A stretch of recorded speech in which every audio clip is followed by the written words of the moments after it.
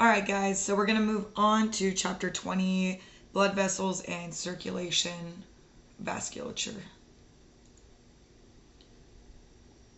So this chapter, we're going to study the differences in blood vessels and types of blood vessels. We're going to talk about how they work together, how they string together, the direction that blood flows, and some disorders with vasculature that can happen. So a nice cheat code to remember here, to remember which direction that blood flows. AA, arteries away. So arteries are going to carry blood away from the heart. Veins are going to the heart. So arteries away and veins to. Capillaries connect the smallest arteries. We call those arterioles to the smallest veins. We call those venules. So the order that this goes, we go artery to arterioles, to capillaries, to venules, to veins. In this image, the arteries are red and the veins are blue. Now, in some models you might encounter, they won't be color-coded like this. So we're definitely going to look at the different structures that veins and arteries come out of and where they're going to determine whether they are arteries or veins. On our models, you'll see that veins have thinner walls and arteries have thicker walls, so that'll be a good way to differentiate those two. And then overall, capillaries are going to be really hard to see in cadavers.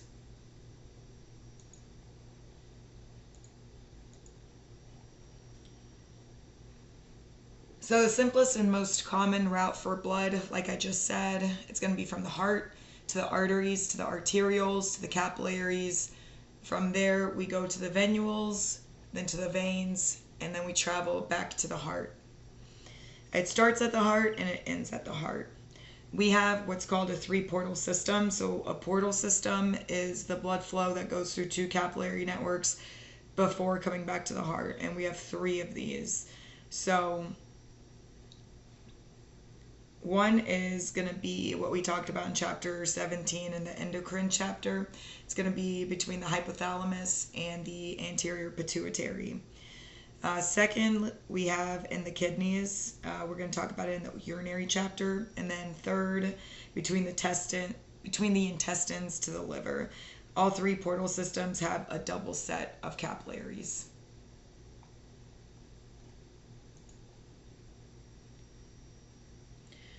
So this will be the best way to differentiate the artery versus the vein versus the capillary. Arteries have a big, thick, elastic wall and endothelial section.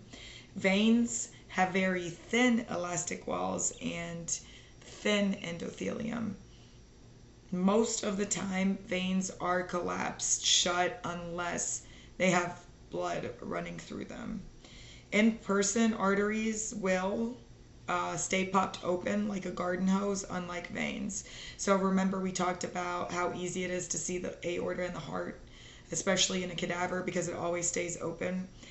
The aorta is the largest artery in the human body. You can stick your thumb in it, but that's because it has this thick wall. It doesn't collapse if there's no blood going through it. Capillaries, on the other hand, are very, very thin-walled. They're only one cell thick in the wall, which makes diffusion really easy. So they're moving or letting stuff like gases and water pass through, and the gaps in these cells that you can see in the image right here.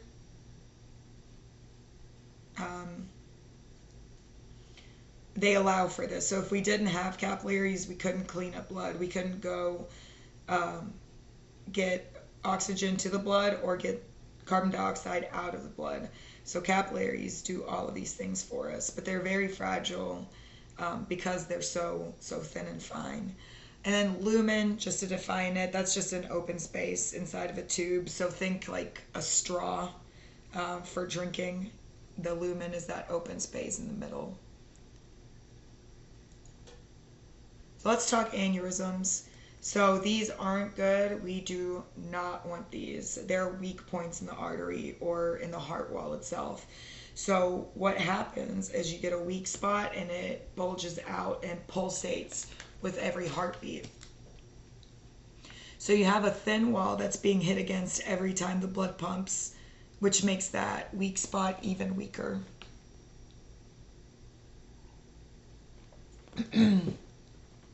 And when it gets weaker, it can rupture at any time, any point. We've got a dissecting aneurysm where blood gets between layers and splits them. So instead of what we just talked about with the bulging, protruding side of the artery, it instead blood gets between layers and splits. So here, usually a regular aneurysm will result from that splitting and cause a complete blowout. So like a tire blowout.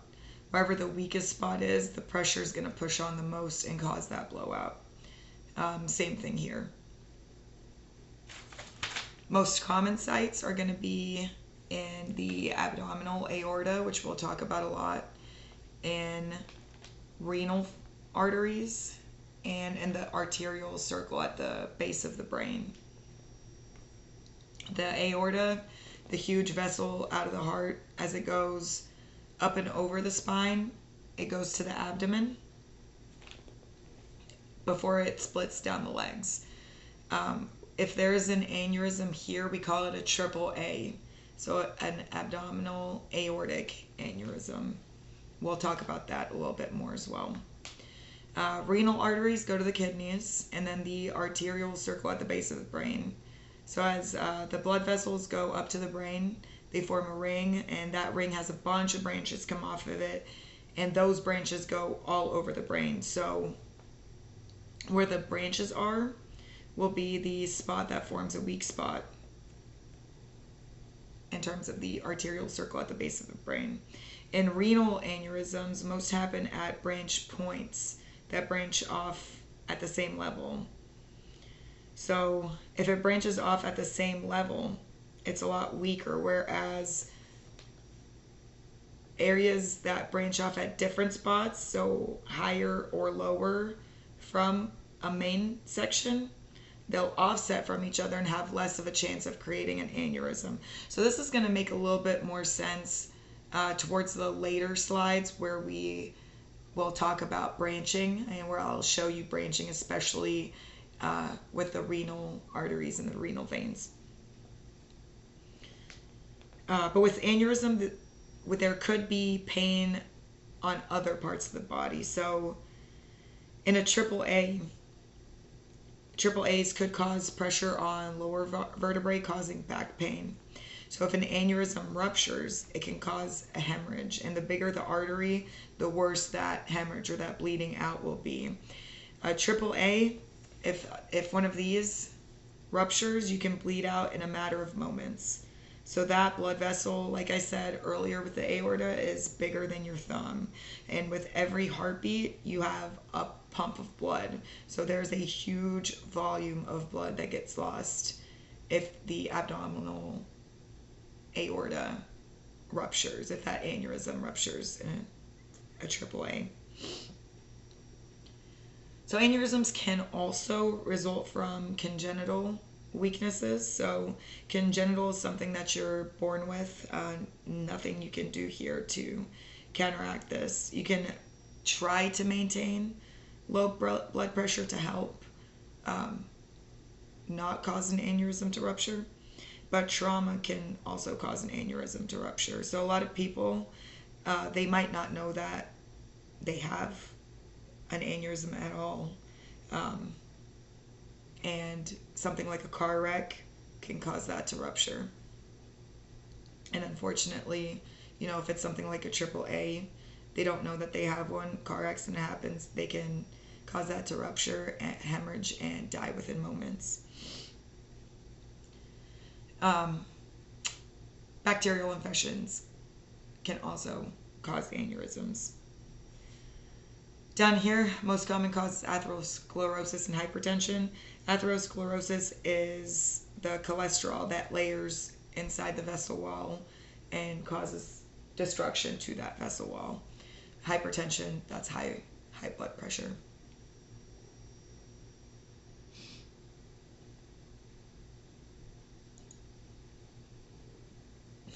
This is what a AAA looks like. person. So this bulge over here, this is the abdominal aorta. This is the aortic aneurysm. That bulge over here shouldn't be there. So notice how close it is to the vertebrae. Notice its proximity. So with every heartbeat, with every pulse, it could be pushing against that vertebrae, which would cause a lot of back pain to the individual that's experiencing this. Moving on to capillaries. So capillaries are caused exchange vessels. So a site where gases, nutrients, wastes, and hormones pass between the blood and tissue fluid. And there are 3 types of these. We have continuous, so what goes through something like dissolved glucose and sugar. We have fenestrated. So fenestrated have little slits, also known as fenestrations, that let bigger particles go in and out. These can be found in the kidneys where rapid absorption is necessary. And we have sinusoid, and these are in the liver.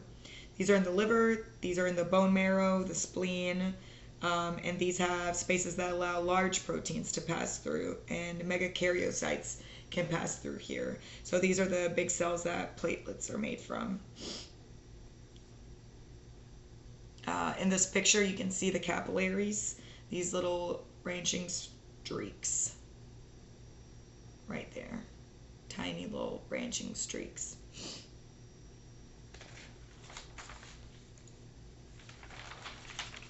Capillary beds are networks of around 10 to 100 capillaries. At any given time, 75% of the body's capillaries are shut down.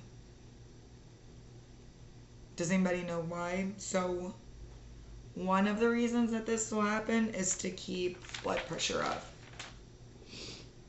So most control of flow involves constriction of arterioles that are upstream from the capillaries.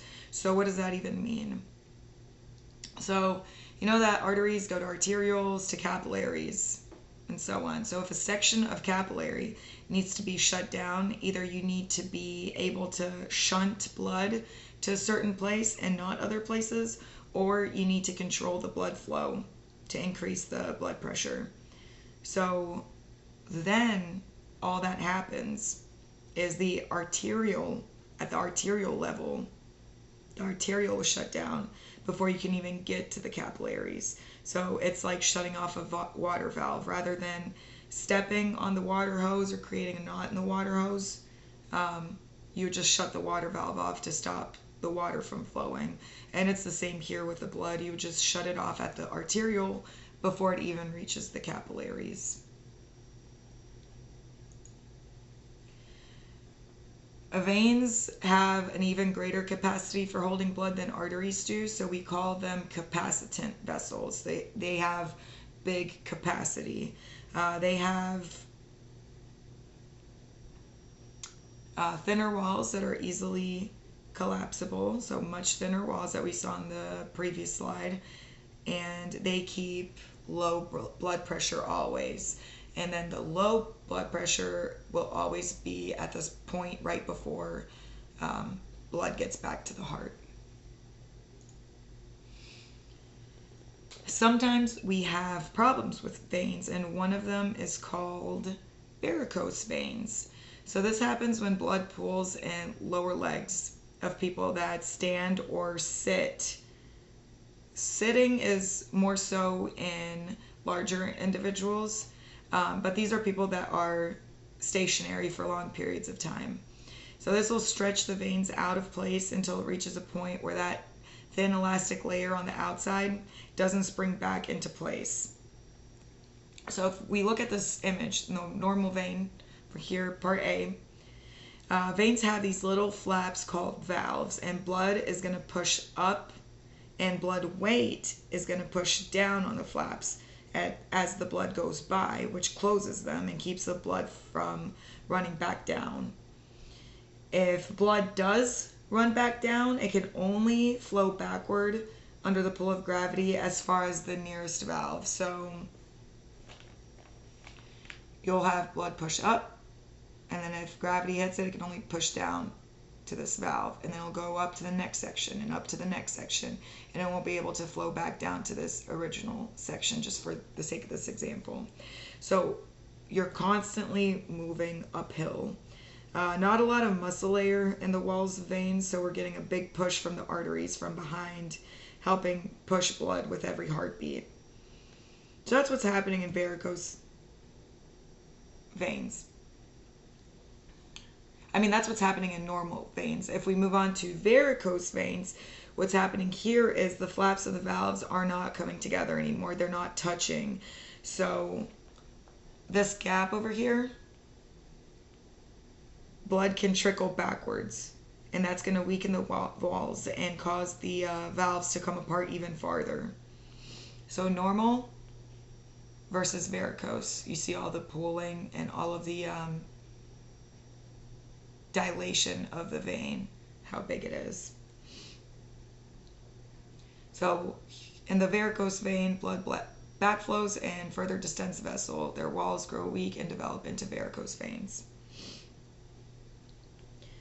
Some people have weakened blood vessels congenitally, so these are passed down hereditarily through birth. Not a lot you can do there. Obesity or pregnancy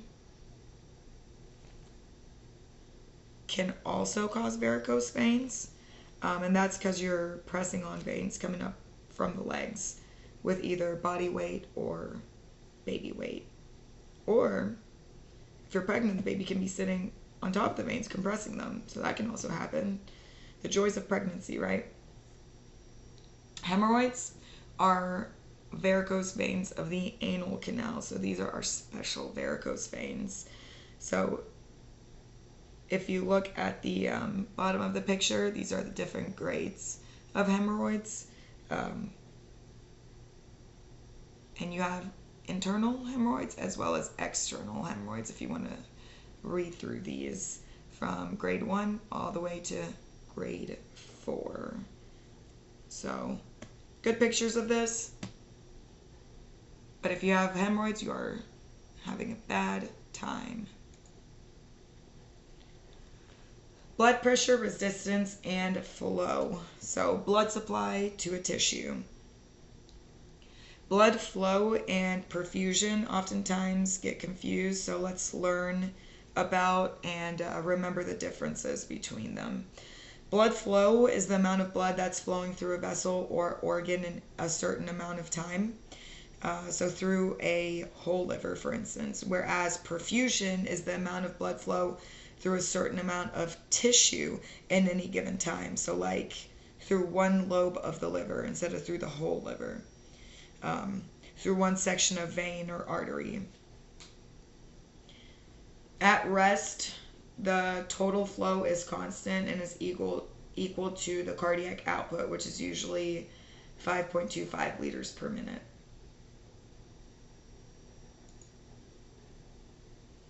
One of the bigger things in this chapter is blood pressure, which is the force that blood exerts against a vessel wall. It's measured at the brachial artery inside the arm at the elbow with something called a sphygmomanometer. But we like to call these blood pressure cuffs for short. So a blood pressure cuff is used at the brachial artery because it's pretty close to the same pressure at the exit of the left ventricle. So there are two parts to a blood pressure number. The top is the systolic, which is the peak arterial blood pressure taken during ventricular contraction. So when the ventricles are squeezing and pushing blood, right? The highest pressure you're going to have is your top number. And then the bottom number, the diastolic pressure, is resting pressure. So after the ventricles have relaxed, that's the lowest that the blood pressure should be. 120/75 is the normal reading of blood pressure, and then you'll see mmHg, that's millimeters of mercury. That's just a pressure unit that we use here. Something you may not have heard about so readily is called a pulse pressure. So that's the difference between systolic and diastolic. So an example is 120 over 75. You would take the difference there, 120 minus 75, get 45. That is your pulse pressure. And then you also have your mean arterial pressure, MAP for short, and that's the average pressure one would get after taking blood pressure measurements at several intervals throughout the cardiac cycle. So depending on when you take the blood pressure, you'll get a slightly different pressure. So typically only one gets taken at any amount of time, but if you had more throughout different stages, we call that your mean arterial pressure. So if blood pressure is 120 over 75, then your pulse pressure is going to be 45, and your MAP would be diastolic and a third of that blood pressure added together. So here, your pulse pressure is 45, your diastolic pressure is 75. You do some math, so 75 plus a third of 45. What's a third of 45? That's 15. So quick math, 75 plus 15 is 90. 90 is going to be your mean arterial pressure. But you wouldn't only do this from one reading. You would do this from several different readings throughout the cardiac cycle, and then you would get your mean after that. So know these formulas, okay? Know to subtract systolic from diastolic to get your pulse pressure, and then know that your mean arterial pressure equation is going to be your diastolic pressure, so the lower number, plus a third of the pulse pressure. Know that for quizzes and exams.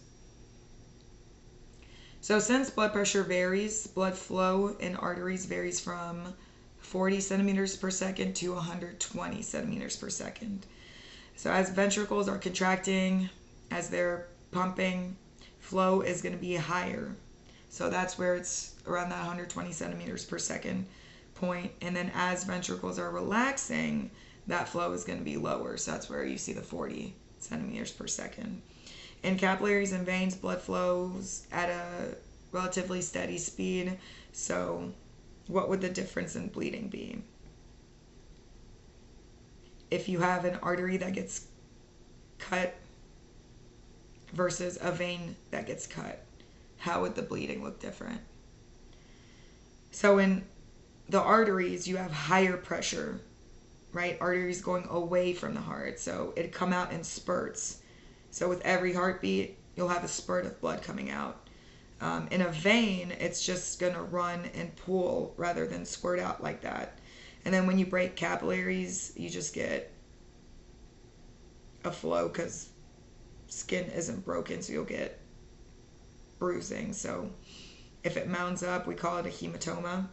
And that's about it with capillaries. You don't really get squirts out of capillaries. Moving on, blood pressure tends to rise with age. So we see both of these very commonly. We see arteriosclerosis, so stiffening of arteries due to deterioration of elastic tissues of artery walls. When that elastic has gotten stiff, that can cause weak spots. And then we have atherosclerosis, so buildup of lipid deposits that become plaques, cholesterol layers that we just talked about. So it'll block these vessels and cause heart attacks. So it can erode away the layers of the inside of the arteries and can also cause aneurysms. So blood pressure changes with distance from the heart.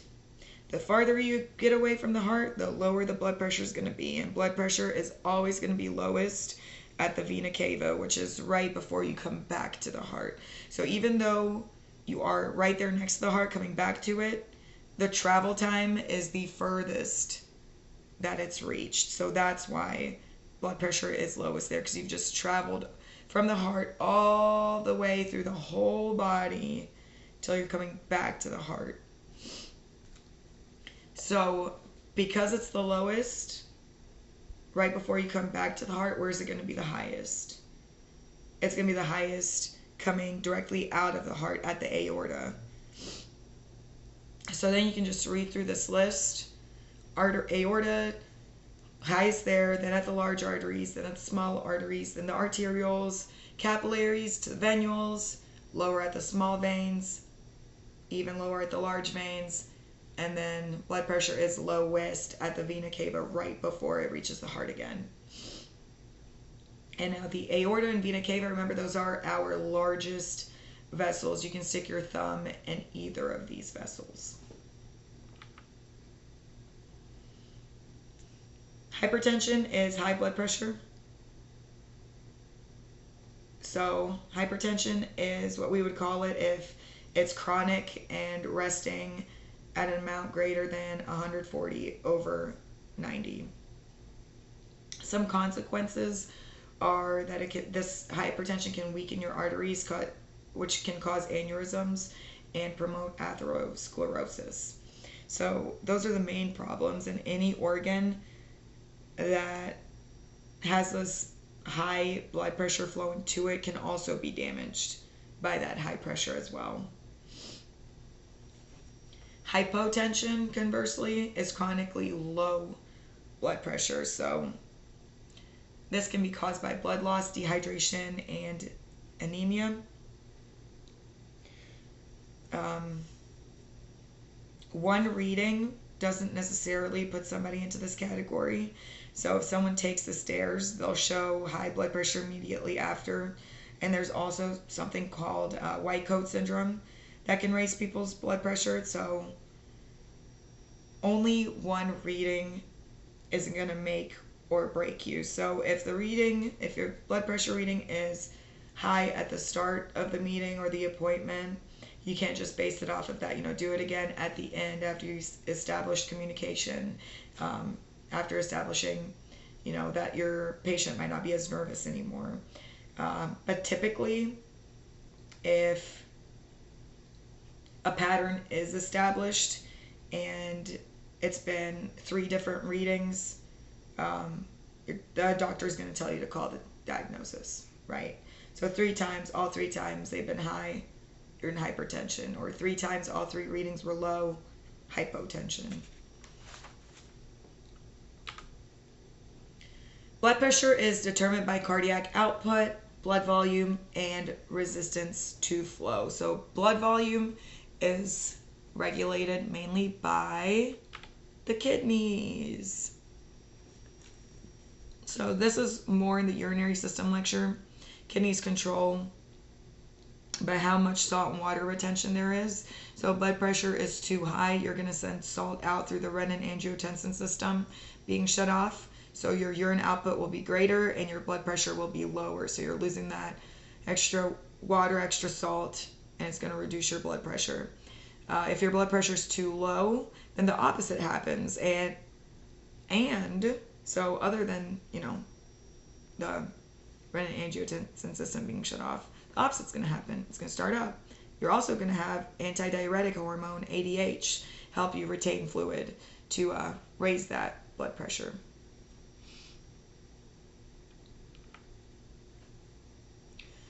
Moving on to peripheral resistance, which is the opposition to flow that blood encounters in vessels away from the heart.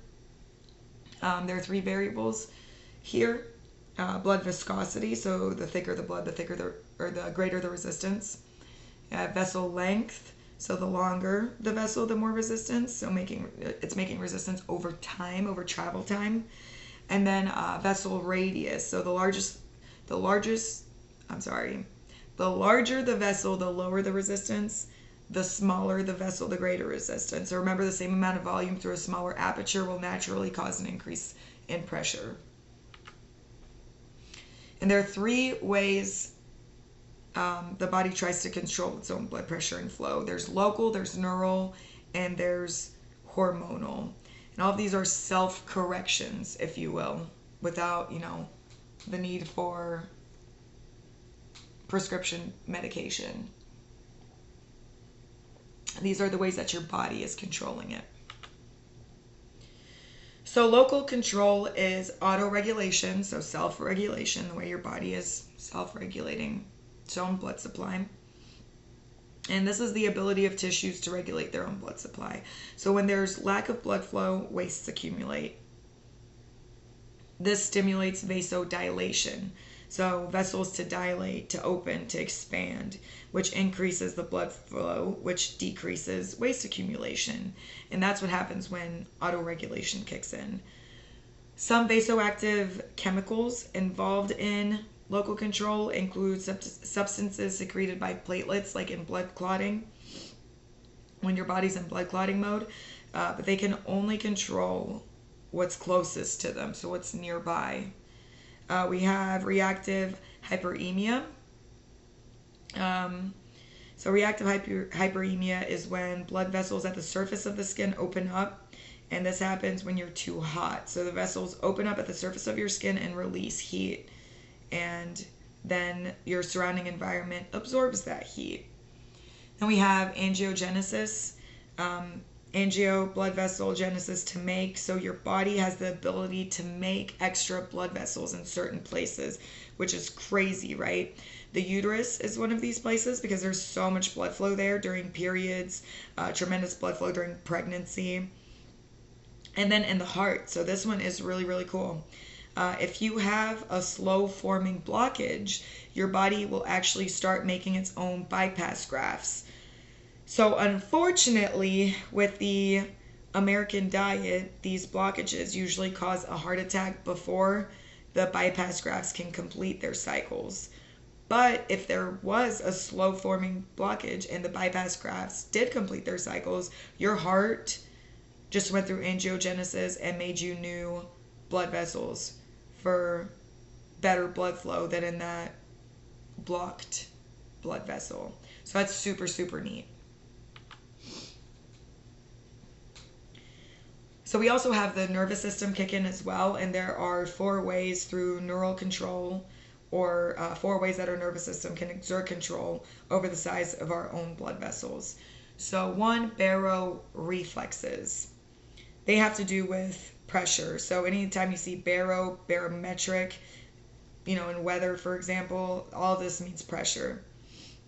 They govern short-term regulation of blood pressure. So nothing chronic here, only short term.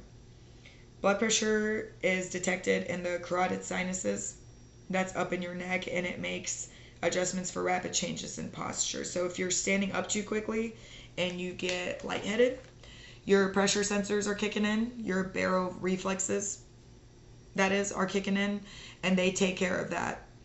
So it's not going to be helpful in chronic hypertension, but it is going to be helpful when your blood pressure drops real fast from sitting down to standing up, right? Your pressure is changing in terms of laying down, being horizontal, and then being vertical all of a sudden.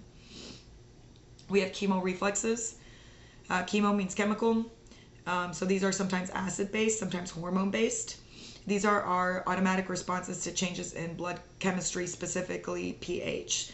If you're too acidic, your chemoreflexes will take care of that. If your oxygen is too low, it'll send a signal to your brain to breathe more. So, for example, or if your carbon dioxide is too high. If your carbon dioxide is too low, chemoreflexes will make you pass out. So time to shut down, time to pass out. And that'll normalize your breathing and allow your carbon dioxide to increase to where it needs to be. So passing out is sometimes a good thing to reset your oxygen and your carbon dioxide levels. We also have a medullary ischemic reflex. So that's an automatic response to a drop in blood flow to your medulla oblongata, which is in your brain.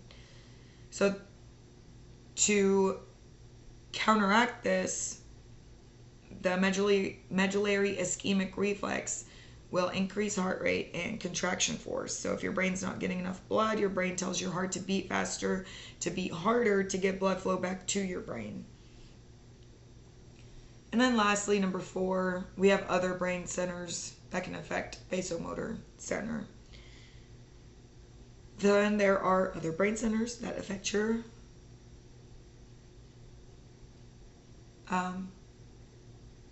blood vessel size.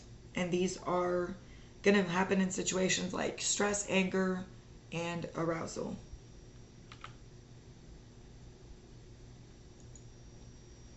Moving on to hormonal control.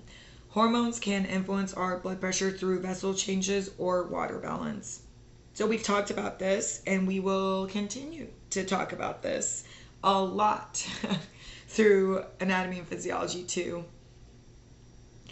Vasoconstrictors, you're making vessels smaller to increase volume and pressure. Angiotensin 2, which we just talked about, this promotes sodium and water retaining water. Anytime we retain salt and water, our blood volume is going to go up and our blood pressure is going to go up. So this is vasoconstriction, increasing our volume, increasing our blood pressure. We just talked about antidiuretic hormone, ADH. This can also be referred to as vasopressin. So if you ever see vasopressin, that's what it's talking about. And we just talked about this too. So this antidiuretic hormone prevents you from releasing water. So it's making you retain water. And then we also have epinephrine and norepinephrine in our body's blood vessels. So epinephrine is more related to the heart and adrenaline, and norepinephrine is going to be more on the blood vessels. And it's an adrenaline response. It's fight or flight. So it keeps you from peeing. It increases your blood volume and increases your blood pressure. It's our adrenaline response. It also plays a role in vasodilation, which we'll talk about. But then we have our vasodilators. So a decrease in your blood volume and pressure to open up your blood vessels. Here, atrial natriuretic peptide is going to come into play, ANP. So it's going to increase salt excretion. So your heart's detecting that your blood pressure is too high. It'll release ANP. And ANP is going to make you release salt and water.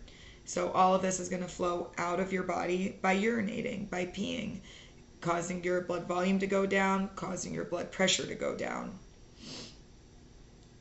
And then where epinephrine and norepinephrine just shut vessels down in the kidney under vasoconstricting, they can also open up blood vessels in the heart. And that's what you need during fight or flight, So whether it's vasoconstricting or vasodilating, your epinephrine and your norepinephrine is going to come into play.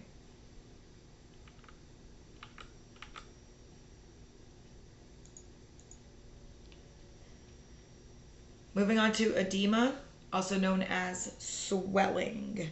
So this is excess fluid in the tissues. It happens when fluid filters into a tissue faster than it's absorbed. 3 causes include increase in capillary filtration. So your capillaries are leaking. This happens when your kidneys are failing, when you're having an allergic reaction, releasing histamine. In old age, with poor venous return, which causes swollen ankles. We have reduced capillary absorption, so not absorbing from the tissues at all. If we're not taking water back in through the capillaries, you're going to stay swollen. This happens in hypoproteinemia, so not enough protein in blood for water to flow. We talked about this in our first lecture with swollen bellies and starving kids from hypoproteinemia. They're not getting enough protein. We see this in liver disease or protein deficiency, which just talked about hypoproteinemia. But hypoproteinemia, protein deficiency, this can also happen to people who are vegan or vegetarian.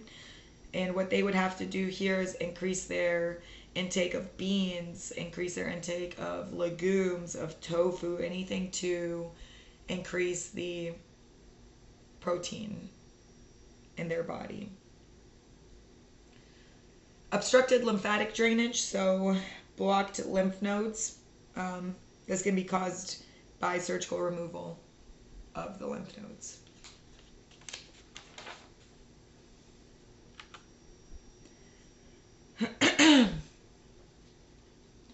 One of the ways that your body keeps blood moving is through the muscles within the blood vessels themselves. But there's only a little bit of muscle in the walls of blood vessels, so our skeletal muscles help move help move blood around the body. So a fun fact about your calf muscles: while you walk, your calf muscles are contracting and extending, and they act as a natural pump to move blood up from your legs into your heart. So this is another reason why if you sit for too long, or you stand still, or you're, sedentary, you're not moving, this is another reason that your feet and ankles can swell, because blood isn't moving back up, right? It's just pooling down there, and your feet and ankles are swollen. So moving is good for you. If you fly, for example, if you fly a lot and you notice a lot of swelling, you can always flex and extend your calves to reduce that swelling. So raise your feet up, roll your ankles, do the alphabet with your ankles, while you're sitting there, and that'll help promote your blood flow, and it'll reduce swelling and swelling of your feet and ankles from flying, from being seated for hours and hours and not being able to move around. I would say walk around the plane, but you might upset some folks if you do that throughout the whole flight. Circulatory shock. So this is dangerous. This is any state in which cardiac output's not enough to meet the body's metabolic needs. Cardiogenic shock. Inadequate pumping of the heart causes myocardial infarction. What is that? That is a heart attack. Also low venous return. So cardiac output is low because there's too little blood returning to the heart. How? Why? Too much bleeding, for example. In a AAA, your aneurysm burst, you're leaking out, you're dying. Low venous return, circulatory shock. So this is a really bad thing that can happen.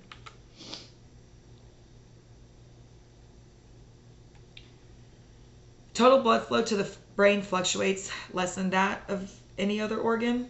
So what this means is the body will sacrifice everything else in the body to ensure that the brain survives, to ensure that the brain has enough blood flow, to make sure that the brain gets all the oxygen that it requires. Seconds of deprivation can cause loss of consciousness, and 4 to 5 minutes of oxygen deprivation to the blood can cause permanent, irreversible brain damage. And then beyond that, beyond 4 to 5 minutes, you're dead. So blood flow to the brain is crucial. TIA, a transient ischemic attack, is the name of a mini stroke.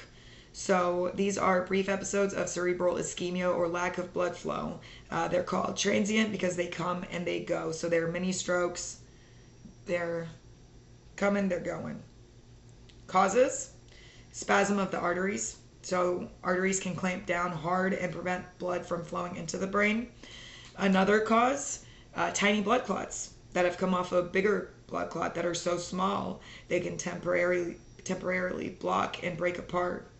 Unfortunately, you can have a mini stroke caused by this tiny blood clot situation, and it will not show up on any tests. So if these are happening frequently and the doctor's like, oh man, they could have a blood clot somewhere, they would have to do some major testing to find where that bigger blood clot is and find out where it is so that they can control for it, so you're not having these things like mini strokes and different areas that are getting cut off, like going to happen pulmonarily too, to your lungs. Some of the other things that these mini strokes can cause: they can cause dizziness, vision loss, weakness, paralysis, headaches, aphasia, difficulty speaking. They can last from a moment to a few hours, and they are often a warning sign for an incoming stroke, a bigger stroke. So we call these strokes, we call them cerebral vascular accidents, and that's sudden death of brain tissue caused by ischemia. Again, ischemia means lack of blood flow. No blood flow for so long that the brain tissue died. So reasons for this can include atherosclerosis, thrombosis, which is a blood clot, or an aneurysm. Effects can range from unnoticeable to fatal. Some people don't even notice that they are having difficulty speaking, the aphasia. Some people don't notice that their face has numbed to where it looks like the skin is melting off. Typically, with these effects, people around you are going to notice that something's going wrong. You're going to think that you're talking normally, but what's coming out is word vomit. So, words in places that don't make sense. And then they're obviously going to notice if your skin's looking like it's melting off your face. You might not, but they will. Something that you will notice is paralysis. So if you can't raise your arm, something's wrong, you know, things like this. And then symptoms also actually depend on actual spot of the brain that all this is happening on. So location, location, location. If you're having blindness, that's usually going to be the back of the brain, right? Recovery from stroke is going to depend on how large of an area of your brain that you lost. So how much of the spinal cord is affected, how much of your brain is affected, how much or how many of your blood vessels are affected. If it's in a smaller vessel, it's going to be more localized. It's not going to have a lot of side effects. If this happened in one of the bigger vessels that block several smaller vessels, then all the places that those branches of small vessels are going to go to are going to be affected. And this is going to make a lot more sense when you see the pictures here of, you know, bigger vessels leading into smaller vessels.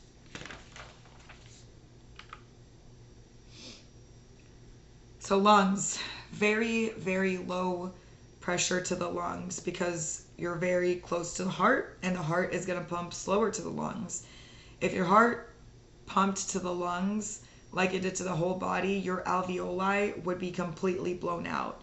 Alveoli are tiny, 1 cell thick. They're air pockets in your lungs, and it doesn't require much pressure to explode them, basically. So the pressure has to be super low, with super low blood flow to the lungs. Slower flow also allows for more CO2 to get out of the blood and into the alveoli where you can breathe it out, and for more oxygen to get from the alveoli into the blood before the blood has gone past the alveoli. Each little alveoli has a network of capillaries around it, and major gas exchanges happening here. Lungs have a unique response to hypoxia.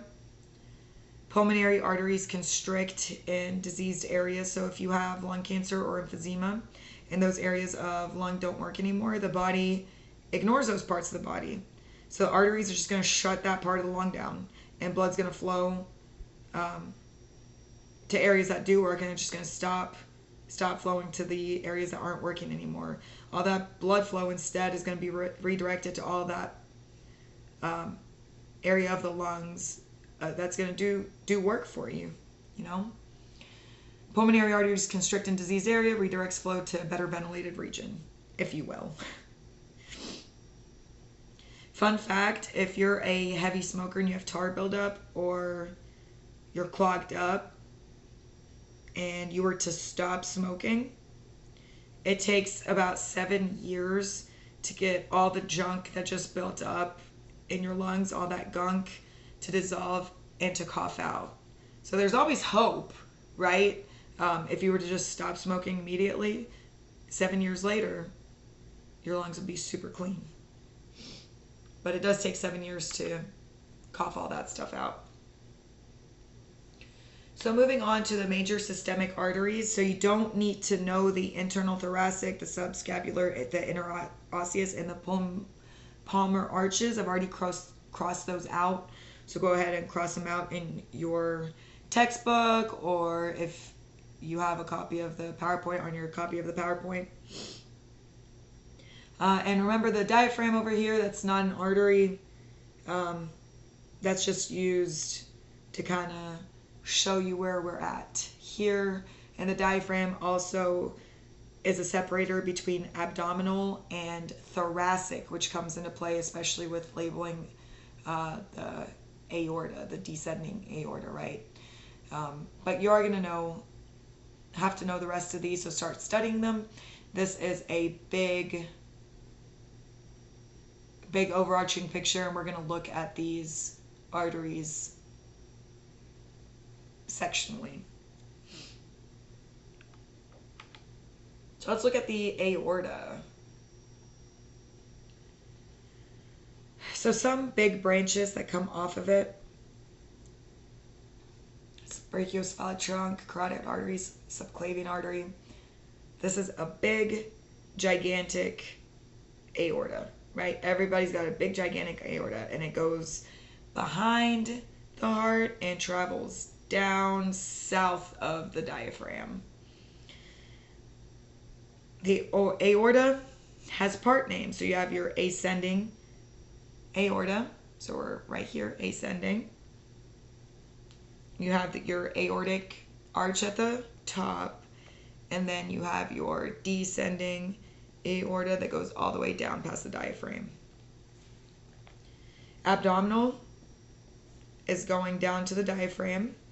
And then remember our AAA as a cheat code in what that part's called, AAA, abdominal aortic aneurysm. And you'll remember descending aorta,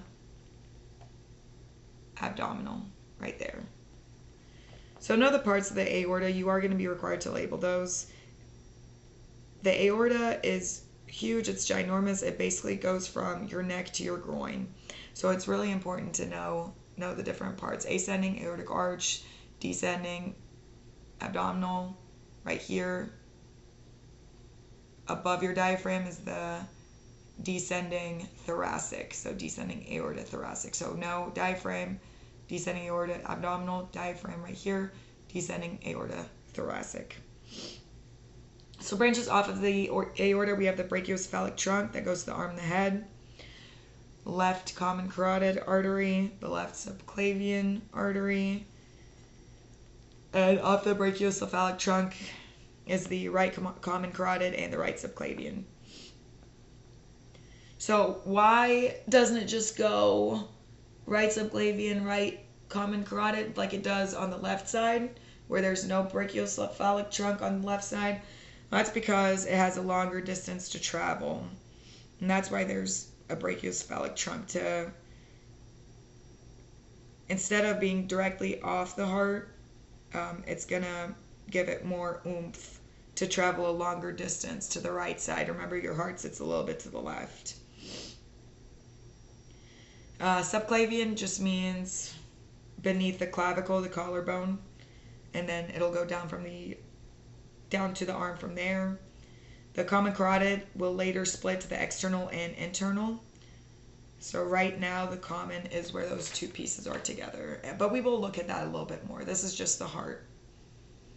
And then the right coronary artery is a little branch that just comes off the aorta like we just talked about.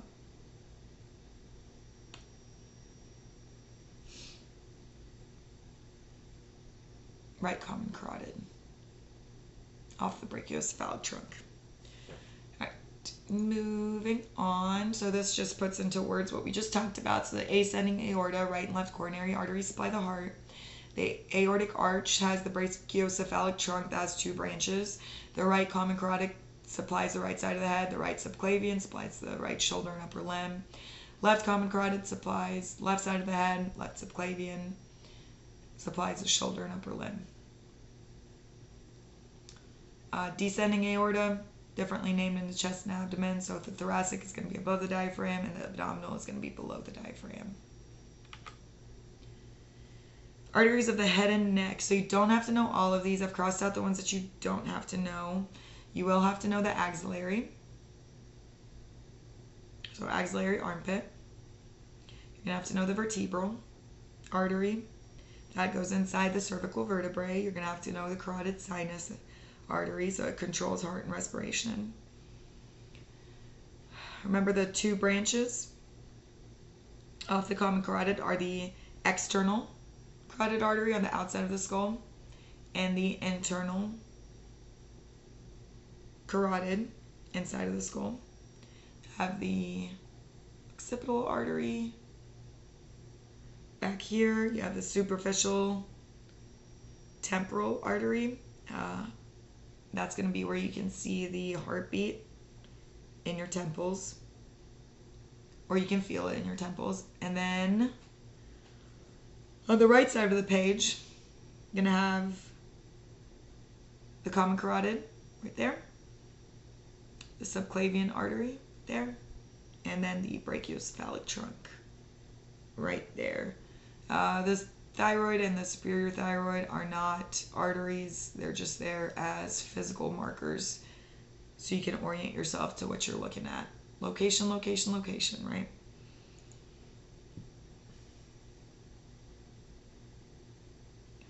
So you can see this very well, but the paired vertebral arteries combine to form a basilar artery on the pons. So the right and left side vertebral arteries join together to make this basilar artery. The circle of Willis, arterial anastomosis on base of brain receiving blood from basilar and internal carotid arteries, serves the cerebrum. We have a picture of this coming up. It serves the biggest part of your brain, the cerebrum. It surrounds the pituitary gland and optic chiasm. The optic chiasm is where the optic nerves cross in the middle of the brain on their way from the eyeballs to the visual cortex in the back. So that's the X that the optic nerves make. And then that includes the anterior and posterior cerebral and communicating arteries. Next is the picture. In this picture, the circle of Willis, know the location. That's all you're going to have to know. Know that that is the circle of Willis.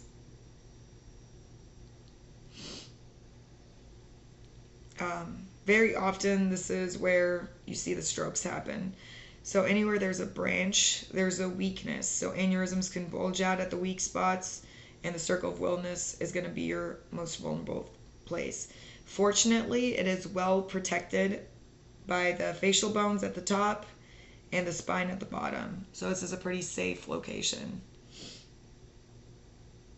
And like I said, all you're going to have to know is the location of the circle of Willis in this picture.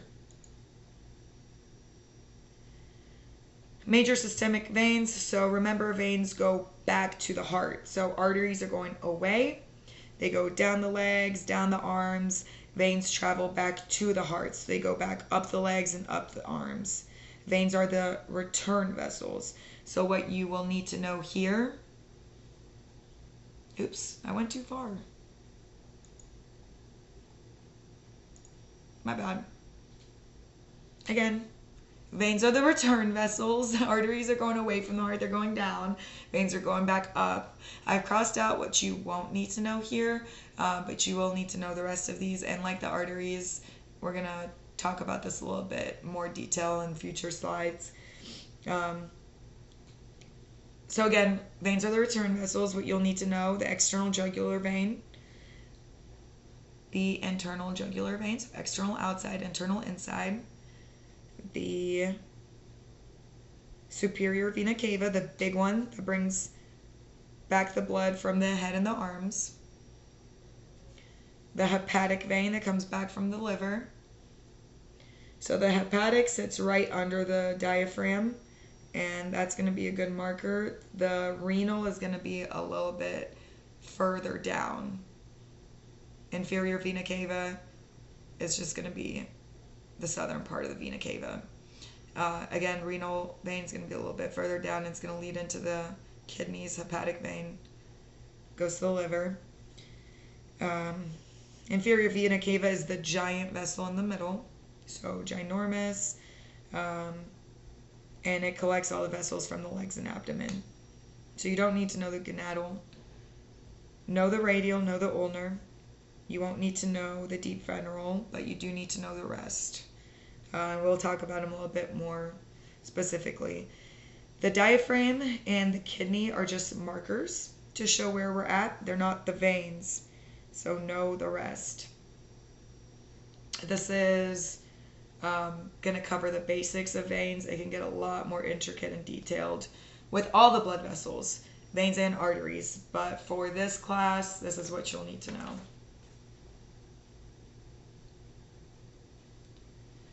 Veins of the head and neck. Remember, you're leaving the head, going down the neck, so you're heading back to the heart.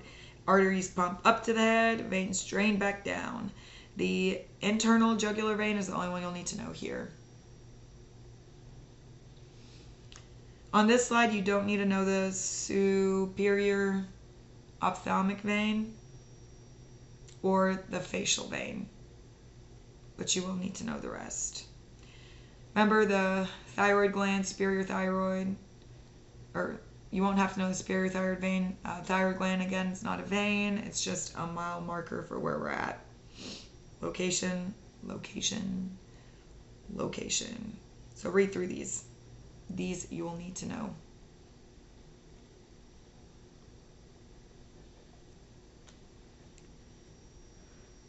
So this is zoomed in from the whole body picture we just saw of the arteries.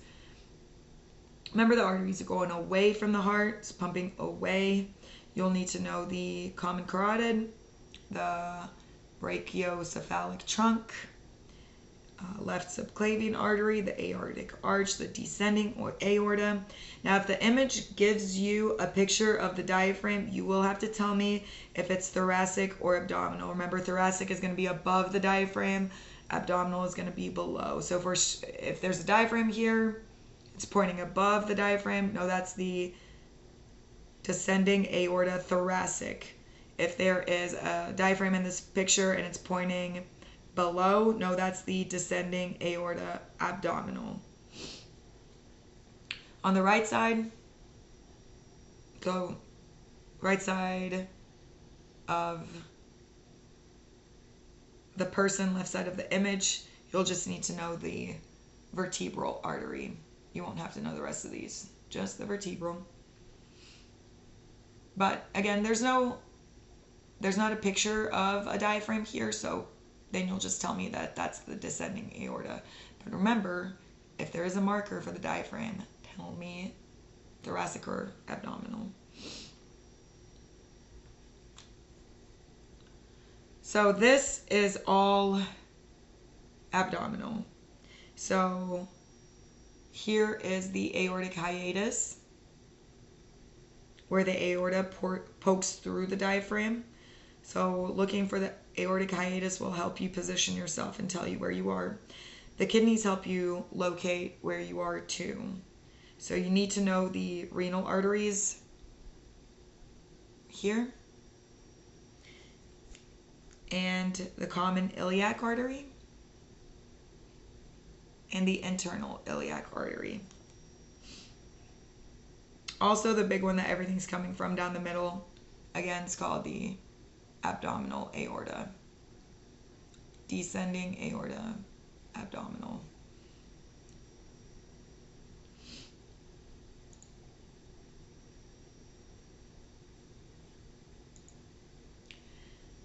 Moving on to arteries of the abdominal and pelvic region. So here's a picture of some organs and vessels going to them. Gallbladder, remember, is always tucked below the liver. Sometimes hard to find, but it's always going to be beneath the liver. Hepatic arteries are branches off of the aorta that go to the liver. So know the hepatic arteries. Boom and boom. Know the pancreatic arteries that are going to the pancreas. Know the celiac trunk that comes directly off the aortic, or not aortic, the abdominal aorta. And then don't forget to label it the abdominal aorta, since we know we're below the diaphragm. Again, getting a little repetitive with it, but it's important. This picture shows you how crazy it can get with all the vessels going to the intestines. So the job of the intestines is to absorb all the nutrients you get from food. The stomach's going to break down the food, but the intestines are doing most of the absorbing. So that's going to require a lot of blood flow to put the nutrients in. The large intestine absorbs a lot of water, and it does this via the blood vessels, bringing the water in. And there are going to be blood vessels all along this, even more than our picture here, but you won't have to label any of these. Just know what's happening here. Know the functions. Here you will need to know the hepatic vein. You're going to have to know the inferior vena cava, Um, that's the largest vein in the center. You're going to need to know the left and right renal veins, left renal vein, right renal vein, as well as the internal and external iliac veins that come together to form the common iliac vein. Now, remember we were talking about offsets? Notice the renal veins. Notice how they're offset. They're not completely parallel to each other. But yeah, so the external and internal iliac veins are going to combine to form the common iliac vein, which is going to go up through the inferior vena cava and back to the heart. This is a good image of a cadaver. The inferior vena cava is highlighted in blue in the cadaver, and you see how ginormous it is. Well, right next to it, right here, this is the descending aorta. So you can see how gigantic both of these blood vessels are. They are larger than your thumb. I like this picture. So this slide gives you kind of the artistic way that blood's flowing. It's a nice little schematic if you like this. It's not my favorite, but this is what we just discussed. Portal hypertension and ascites. So this is obstruction of hepatic circulation, and it can cause blood pressure to back up into the hepatic portal system.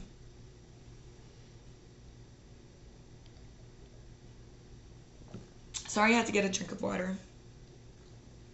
So we're talking hepatic, that's the liver. And if you block the veins or arteries going to or coming back from the liver, then that's going to back up blood into the liver. So what can do this? One of the most interesting things that can do this is something called schistosomiasis. So schistosomiasis is when your liver venules get clogged with eggs of parasitic worms and inflammation result. So you have these tiny little veins, venules, that get clogged up with parasitic worm eggs, and you have blood coming in through hepatic arteries ready to collect waste and move out of the liver. But it can't move out of the liver because the venules are clogged up with little parasite eggs. So blood's going to flow back into the liver, cause the liver to swell and fluid to squish out, and that causes some major abdominal swelling. It can make it look like somebody has a pregnant belly. The spleen can get enlarged also, and if the pressure keeps building up and the fluid keeps leaking out of the blood vessels and into the tissues around it, that's what we call ascites, abdominal distension of fluid. So doctors can do a needle aspiration and draw that off, but first they got to figure out what's causing this. Other than schisto, you could have a tumor in the liver that's causing these blockages, or you can have hardening of the arteries in the liver as well. And this is going to be the fabulous picture of ascites. So this is all fluid buildup. And you can see over here where they had little incisions to get some of that swelling out. It looks like this person just swelled right back up.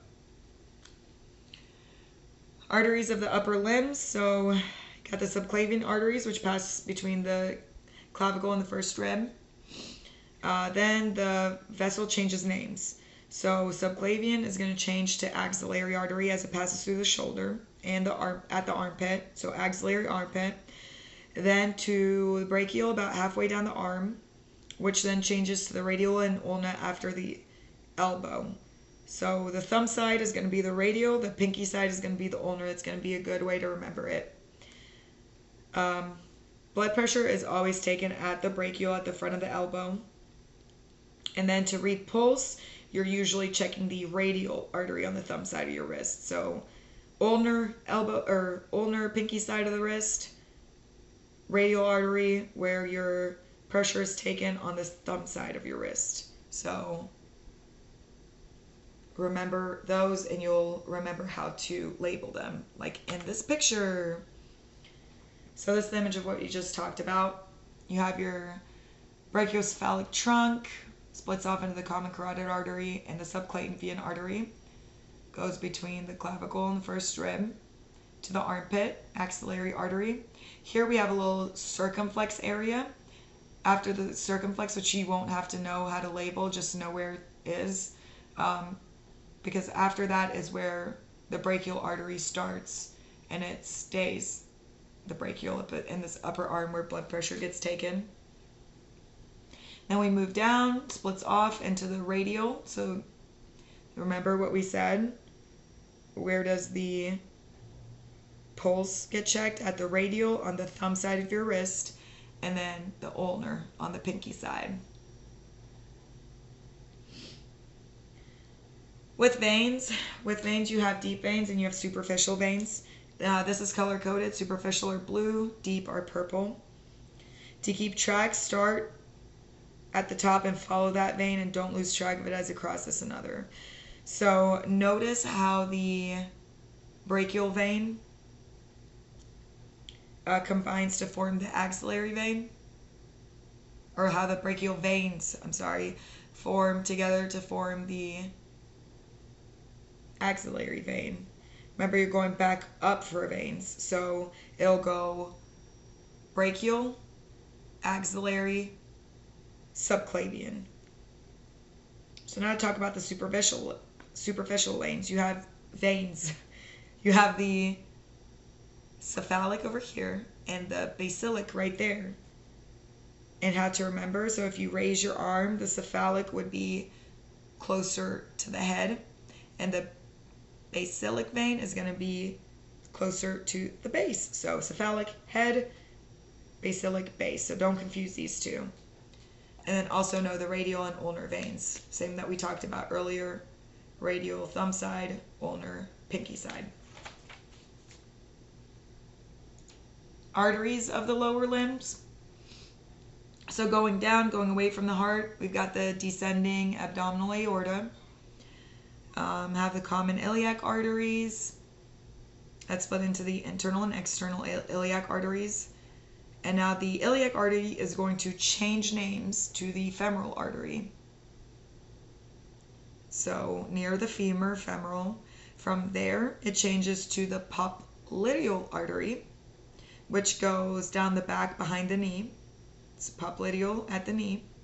And then you have the posterior tibial artery right there. A fibular artery at the fibula. So it splits. And then you also have the anterior tibial artery right there. So coming off the popliteal, you have the anterior first, then a Y intersection,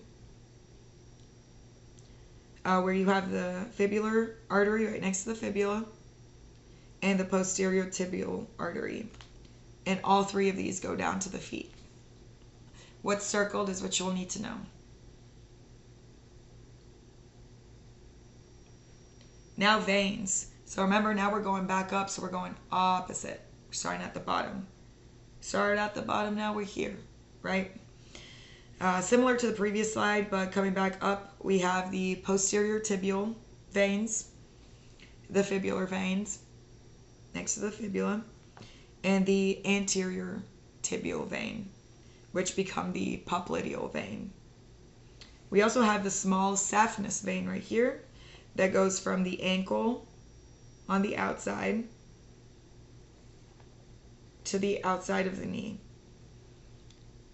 Conversely, we have the great saphenous vein that goes from the ankle on the inside all the way up to the external iliac vein on the inside. So great saphenous vein is going to be on the inside, ankle to the groin, and then the small saphenous vein is on the outside from the ankle to the knee. The great saphenous vein is a super, super long vein, going from, again, the inside of the ankle all the way up to the external and iliac vein in the groin, almost the hip. But anyways, the great saphenous vein is a super, super long vein that doctors will pull for a bypass graft. So it's like a bonus vein, which is crazy to think about, knowing how long it is. And we're going to run this one more time. So The small saphenous vein on the outside of the calf from the ankle to the knee.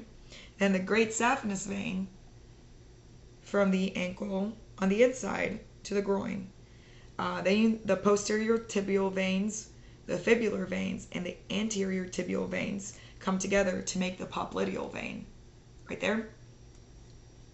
Past the knee, it turns into the femoral vein. Right there. Until you get to the circumflex branch. So this, like the arm, has another circumflex area that you don't have to know to label. Just know where that circles so you can orient yourself location-wise. But past that, you have the external iliac veins. Combine those with the internal iliac veins. Call that the common iliac vein. That then the left and right side of, so left common iliac, right common iliac veins combine to and form the inferior vena cava, which heads north all the way to the bottom of the heart, where blood pressure is highest or lowest. Lowest. And then lastly, we have our arterial pressure points. We're going to learn the most common ones. The reasons for pressure points are to take a pulse, but also if somebody's bleeding out, bleeding to death, these pressure points are the ones that, or the areas that you want to compress to slow the bleeding or to staunch the bleeding. You want to compress the pressure point that's going to be closest to the location of the injury. So if you're bleeding out at the leg, you're not going to want to staunch the bleeding up here at the femoral. You're going to want to staunch it at the, or stop it at the popliteal artery, right? Anyway, the ones that are circled are the ones that I'm going to want you to know. Remember, radial is where pulse is usually taken. Brachial is where we take blood pressure. Common carotid is a secondary location for taking the pulse. The superficial temporal would help if someone had a head wound. But an important area that I do want you to know over here in the groin at the femoral artery are the femoral artery, the femoral vein, and then the femoral nerve, which is yellow. You can always remember these as van, going from the inside to the outside. So femoral vein, femoral artery, femoral nerve. If these get cut, you can bleed out very, very, very quickly. But we're talking pressure points, right? So van, pressure point. Femoral vein, artery, nerve. Van. That's how you can remember those. Those are on the inside of the sartorius muscle, the femoral area. But that's it. That's all I got for this chapter. Thank you for listening.